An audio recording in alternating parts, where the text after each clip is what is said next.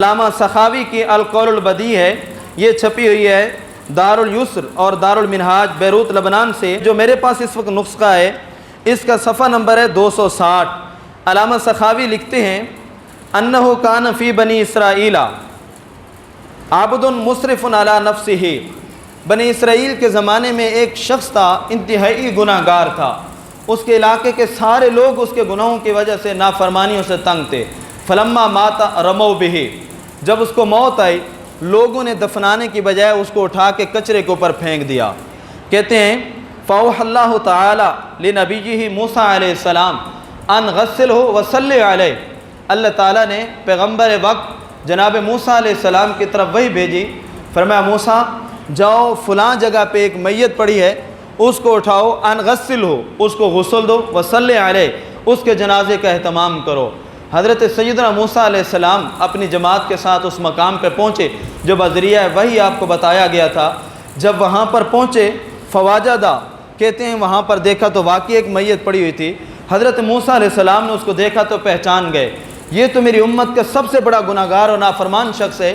اس کا یہ مقام کہ مجھے وحی الہی آئی، مجھے حکم رب ہوا کہ موسیٰ جاؤ اس بندے کو اٹھاؤ اور اس کے غسل کا انتظام کرو، اس کے جنازے کا۔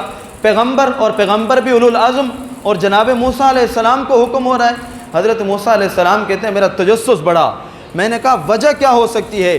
اس بندے کا کون سا ایسا عمل تھا جس عمل کی وجہ سے اللہ نے اس کو یہ شان دی ہے کہ پیغمبر کو وحی کر کے کہا کہ جاؤ اس کے جنازے کا بھی اہتمام کرو اور اس کو غسل کا بھی اہتمام کرو۔ حضرت موسیٰ علیہ السلام کہتے ہیں میں نے بارگاہ الہی میں درخواست کی، مولا وجہ کیا ہے مجھے بھی بتایا جائے تاکہ میں اپنی امت کو بتا سکوں کہ یہ بندہ بظاہر تو گناہ گار تھا لیکن خلوت اس کی ایسی تھی جس کی وجہ سے اللہ نے اس کو ایسا رتبہ دیا ہے۔ الہی مجھے بتا اس کو یہ شان کس لیے ملی ہے؟ پروردگار نے جواب دیا وَبِمَ ذَلِكَ۔ موسیٰ علیہ السلام نے پوچھا الہی کس وجہ سے ہے؟ قَالَ إِنَّهُ فَتَحَ التَّوْرَاةَ يَوْمًا فَوَجَدَ فِيهَا اسم محمد صلی اللہ علیہ وسلم۔ اللہ تعالیٰ نے جناب موسیٰ علیہ السلام کی طرف وحی بھیجی، کہا موسیٰ پوچھنا چاہتے ہو کہ یہ رتبہ اس کو کس لیے ملا ہے؟ ایک دن یہ تورات کھول کے بیٹھا، تورات کو پڑھتے پڑھتے ایک مقام پہ پہنچا جہاں پر نام محمد لکھا ہوا تھا، نبی علیہ الصلوۃ والسلام کا مبارک نام لکھا ہوا تھا۔ کہتے ہیں اس نے دیکھا فصلی علیہ، حضور کے مبارک نام کو دیکھ کر اس نے حضور پر ایک دفعہ درود بھیجا، حضور کی امت پر۔ اور حضور کی امت جب درود پڑھتی ہے تو اس کے مقام ہی الگ ہیں، اس کی شان ہی الگ ہے۔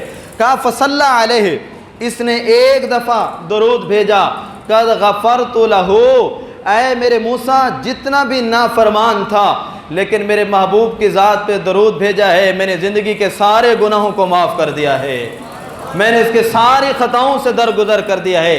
اب ایک تو یہ فضیلت درود شریف کے سلسلے میں جس کے لیے امام سخاوی نے اس روایت کو نقل کیا، لیکن ذرا یہ بھی دیکھیے کہ جناب موسیٰ علیہ السلام کا زمانہ ہے، کتنے عرصے کے بعد آقا کریم علیہ الصلوۃ والسلام تشریف لائے لیکن ابھی حضور آئے نہیں آئے، پہلے ہی مصطفیٰ کا ذکر خیر چل رہا ہے۔ سید اعلیٰ حضرت کہتے ہیں میں صدقے اس انعام کے، قربان اس اکرام کے۔ ذرا اعلیٰ حضرت کے الفاظ پہ غور کیجئے، کیسے حضور کی شان بیان کر رہے ہیں۔ کہتے ہیں میں صدقے اس انعام کے، قربان اس اکرام کے، ہو رہی ہے دونوں عالم میں تمہاری واہ واہ۔